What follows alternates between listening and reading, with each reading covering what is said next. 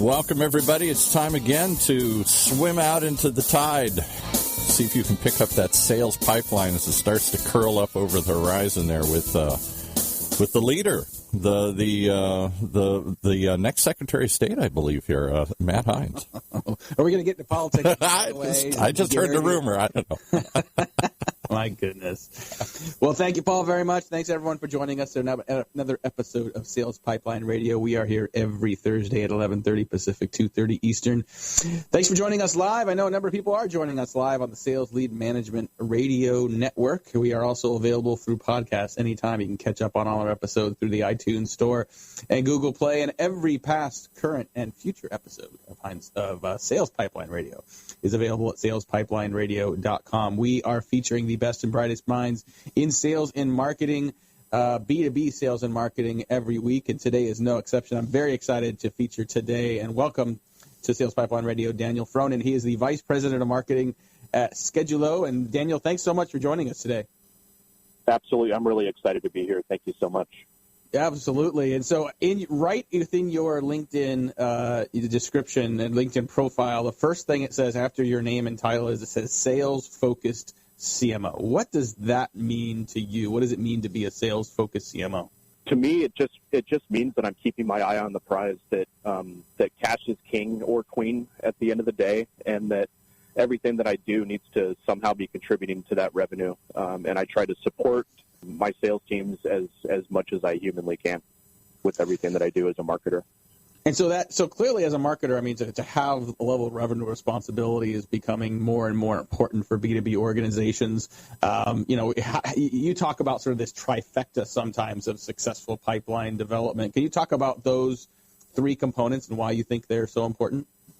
Yeah, so I mean, to me, in every organization I've been in order to truly be successful at developing that pipeline and dominating the markets that you're going after, you really need to be on the same page with your sales team, your sales development team, and then your marketing team. And everyone needs to know what their goals are that are associated with that. And if that trifecta is in place, then you're going to have three successful outcomes. So if three functions are rowing towards the same goal and those goals all align, then you're going to win. And that's kind of been my approach in B2B marketing since I joined the game. So let's talk about alignment for a second on that. I think that, saying that sales and marketing have the same objective, that seems like the easy part. I think actual operational alignment between these organizations can be elusive. What are some of the keys you found in your career so far to drive that operational alignment?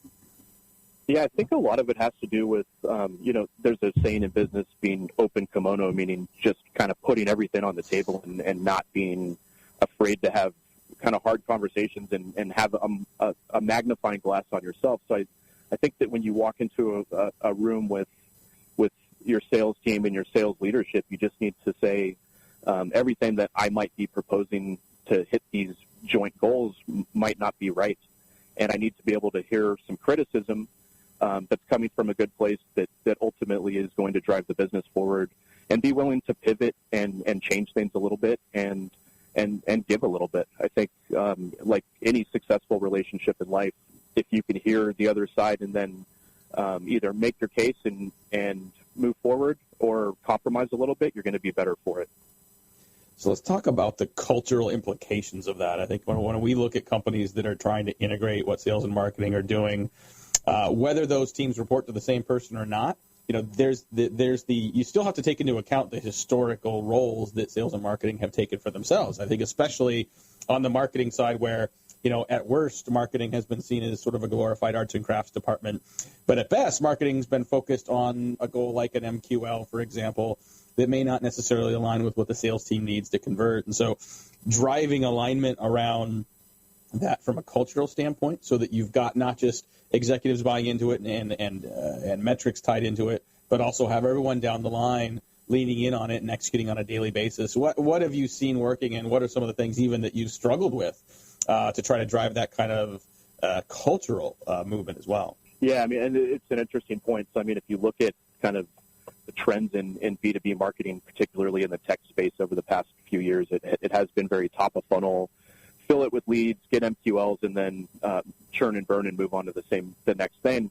I think over the past year or two, you've seen a lot of sales development and BDR teams actually start to report into marketing. And even if not reporting in, the tech stack typically, if you start to look at some ABM tools, are very much integrated with marketing, and kind of that conduit between sales and marketing is that sales development or BDR team. So I actually think that the more aligned you are with your development function, the more you're on the same page, the more you're treating that as an extension of your demand generation, the better off you're going to be, because ultimately that's feeding the pipeline into sales and is aligned usually to an individual AE or group of them. And if you can get that right and make sure that you're sending the right pipeline their way, then it goes a long way in kind of smoothing out what could be some rough waters. Talking on Sales Pipeline Radio today with Daniel Frohnen. He's the Vice President of Marketing at Schedulo, a self-described sales-focused CMO. And certainly, if you look at the work that they have done and the work he has done, he certainly has actions to stand behind that as well. I think, it's interesting to look at marketers sort of taking a seat at the revenue table now, right? And sort of, embracing a level of revenue responsibility. What does that mean in terms of sort of both sort of compensation and just broadly reward and attribution? How does that get clarified? How does that get muddier when you've got marketing now taking ownership or at least some level of responsibility for a metric that they don't have complete control over? Yeah, I mean, that's definitely interesting. So I've always made it very clear to leadership or boards of directors when I come into a business that marketing does not create pipeline. We never, on a chart that shows what group is going to bring what exact pipeline dollar to the table, you're not going to see marketing. But what I will show you is a percentage attribution number. I'd like to keep a percentage attribution number at a healthy level, but I also like to see a fair amount of prospecting, things coming in from alliances channels as well. And in terms of actual compensation, I believe very strongly that a marketing organization that does have a variable part to their compensation, that they are tied to that pipeline number and ultimately the revenue achievement as well, to have some skin in the game and make sure that they are doing the right things that are going to drive the success on the revenue side. Is that different than just changing what their bonus is? I mean, is there, I think in some organizations that are making steps towards this, I've seen them simply said, listen, marketing's no longer going to get measured on MQLs, we're going to get measured on SQLs, and at least that's a step in the right direction. So is this about changing what's measured to get their bonus, or is there a commission play here? I mean, and this isn't just what's going on today, but like, what are you seeing as options, as viable options heading into next year? Yeah, I mean, for me, I don't think a commission model necessarily works for a marketer. I think typically a lot of the variable compensation is lower on that marketing side. So to me, it might not be as exciting, and they might not try to work towards it. But if you do, in actual closed business, but if you actually do tie like an actual quarterly bonus to your variable compensation and it's tied to a pipeline number or at least an SQL number, moving it further down the funnel, I think you have something there. So I have a premise. I think you're right, and I have a premise on sort of how sort of compensation just ties into just getting sort of attribution and credit. I think a lot of the attribution concerns between sales and marketing comes down to credit. It comes down to people wanting to make sure that they get credit for the work that they did. If marketing is no longer measured just based on lead volume and leads coming into sales, if they're focused more on getting sales converted, how do you measure that credit? Is that something that you guys face at all? And what are some ways that you're doing or that you recommend companies sort of handle the issue of attribution and credit across what is clearly a far more complex buying journey? Yeah, I mean, to me, and I try to make it extremely clear to leaders that I report into and boards of directors at companies, is that attribution is really just a tool for me to measure success in a marketing program and see if I should take the dollars that have been entrusted into me to grow the business and put them into the right spots. When it comes to credit for pipeline, I want the BDR or SDR team and the AEs to take full credit. They actually picked up the phone, did a social selling play, met someone in person, and did the hard work to convert that into pipeline, and they should have that glory the entire way. Interesting. Yeah, I think that's a really interesting perspective, and I agree that, you know, from a marketing perspective, ensuring that sales feels like that their work is rewarded, that marketing recognizes how hard that work is really important. I want to go back, before we have to hit a commercial break here, to the idea of sales versus sales enablement. And you think of this as this trifecta is sales development, and marketing, as opposed to sales and marketing. Talk a little bit about how you are separating out sales and sales development. Is that because sales development is kind of that middle ground between sales and marketing and it's owned in different places, or kind of why is it 3 versus 2? Yeah, I mean, to me, a sales development team is really, they're kind of picking up that MQL and making it sales qualified before a selling organization should really even be looking at it, trying to develop it further. And to me, that's a natural extension of your demand generation function. And again, if it's aligned properly, then I think it feeds the right things to the sales organization.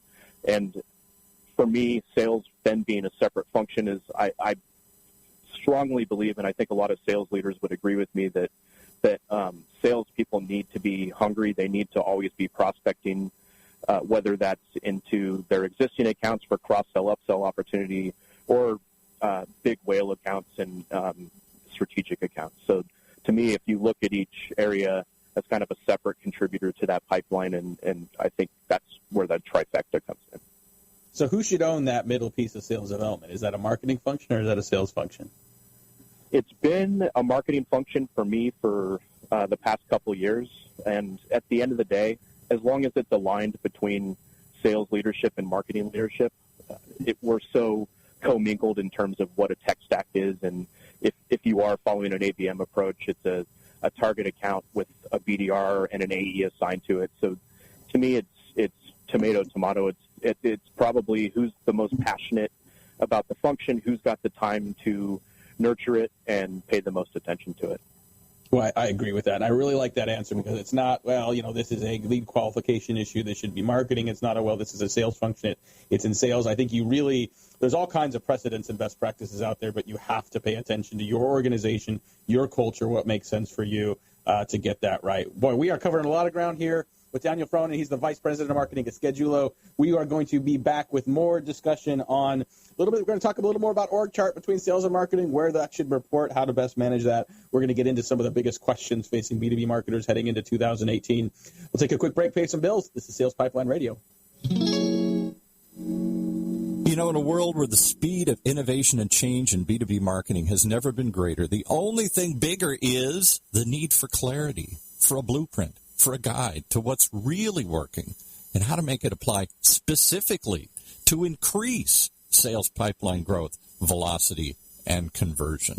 That's what you'll find in the Modern Marketer's Field Guide, something you should have in your back pocket right now. If you don't, you can download it for free at HeinzMarketing.com. That's HEINZ marketing.com.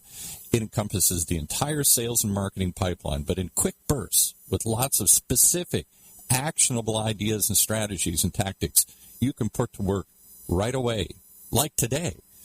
The loaded table of contents helps you narrow in and tackle a problem. Maybe something you're looking at right now on your desk, right in front of you as you're listening to this. It's also there as a resource that you can come back when you need something new to inspire you, to open your eyes, to give you some task or idea to do next. It's all that and more, and it's waiting for you free. The Modern Marketer's Field Guide at HeinzMarketing.com. That's HEINZ marketing.com. All right. I marvel not only at the book, but I marvel at how you're diplomatically moving between these two areas of marketing and sales that are so often in conflict, leading me to believe you really are a leading contender to be a Secretary of State. I am not at liberty to comment on any rumors that are out there, whether I started them or you started them or whether we just made them up to begin with. We'll just leave it at that. All right. Plausible deniability is what I'm thinking on that. I like it. Yeah. Well, thank you very much for coming back here to Sales Pipeline Radio. We are covering a lot of ground today. We're going to get back to our guest, Dan Frohnen, here in a second. Make sure you do join us every week. We are recording every week and are available both on demand at salespipelineradio.com as well as through our podcast. Next week, we're going to feature Guy Wise Mantle. I'm going to get that name right. He's a VP of marketing at Marchex. We're going to be talking about the offline blind spot for marketers in an omni-channel world. We've got such great measurement and reporting on a lot of our online efforts, but offline sometimes is a little more difficult. We're going to be talking with Guy about that. Coming up later in December, Paul, it's gone so fast. I feel like we barely know each other, and we are at our 100th episode. Oh, my goodness. At the end of December, we've got our 100th episode of Sales Pipeline Radio. We're going to have cake. We're going to have streamers. We're going to have none of those things. But we are going to have Joe Hyland. He is the CMO of On24. And we're going to be talking about doing a postmortem for 2017, how to think about and plan and ensure you are hitting the ground running after the streamers and champagne on January 2nd into the new year. But I want to get back to our guest today, Dan Frohnen. He's the Vice President of Marketing at Schedulo. And I want to talk a little more about org chart. You know, you've got, Dan, sort of, you know, it's chaos now from an org chart standpoint. Sometimes you've got marketing reporting into a CRO or a head of sales because it's a quote-unquote sales-oriented culture.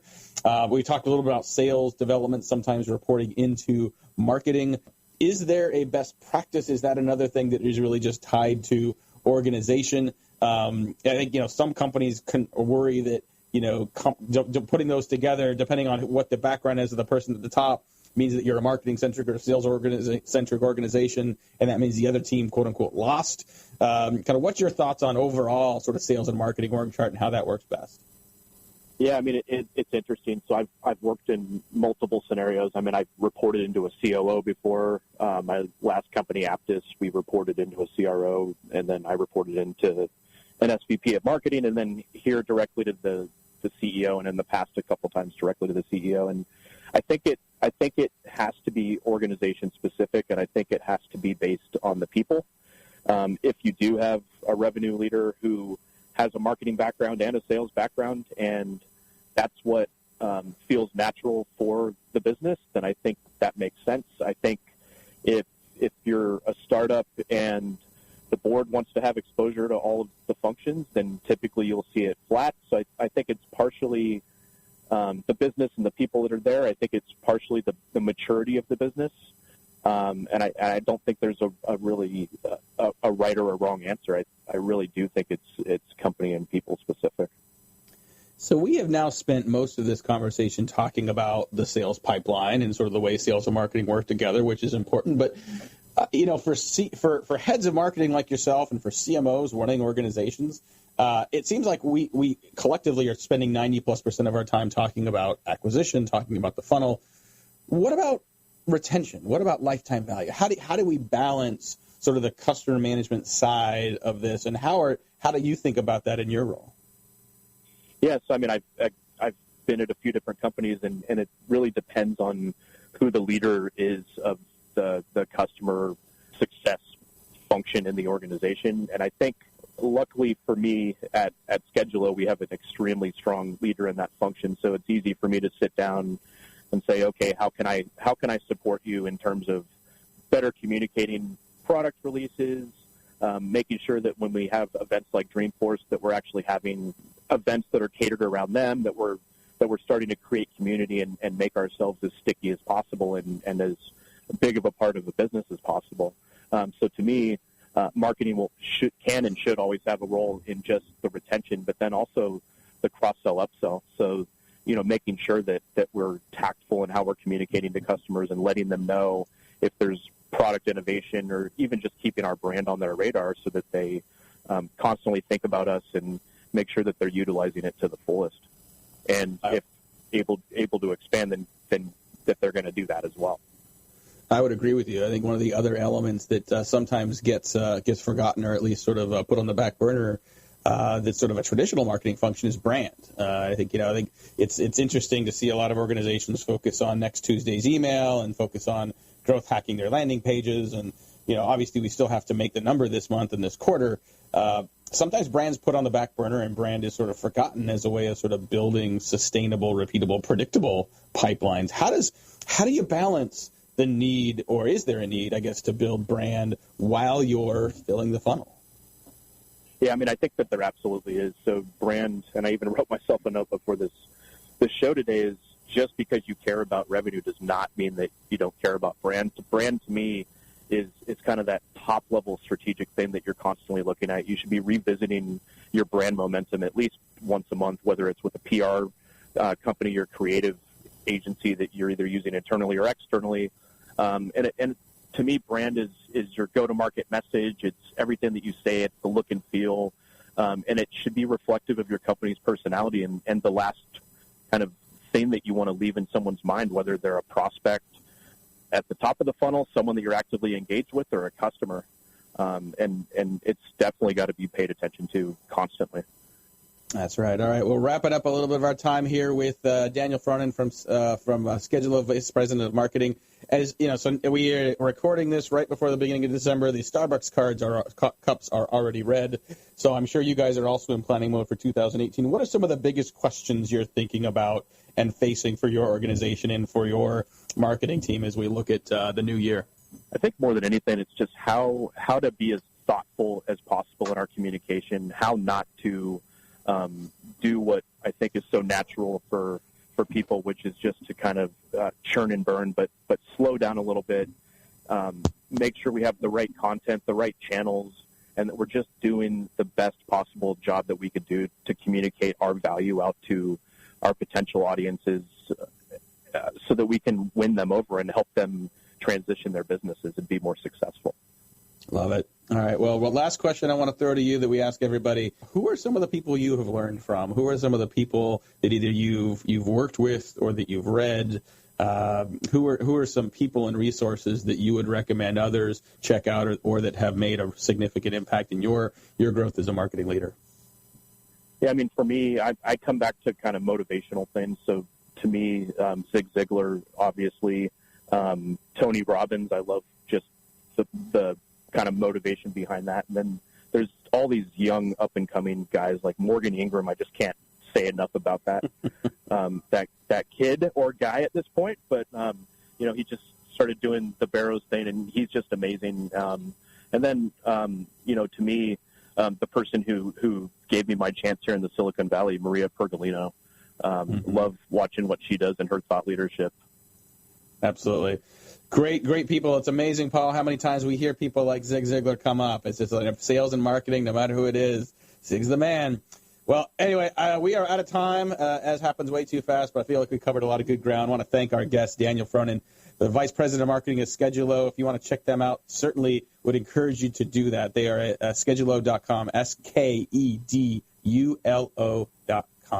If you want to share this episode with other people on your team, share some of Daniel's thoughts on the future of marketing and how to organize your team for success, you can check us out on the podcast. Download this episode on demand at salespipelineradio.com, and we will have a summary of the highlights from this episode on our blog at heinzmarketing.com in just a couple of days. That's it for today. For our great producer, Paul, this is Matt Heinz. Thank you for listening. Sales Pipeline Radio. You've been listening to Sales Pipeline Radio, brought to you by the good folks at Matt Heinz Marketing, right here on the Funnel Radio channel for at-work listeners like you.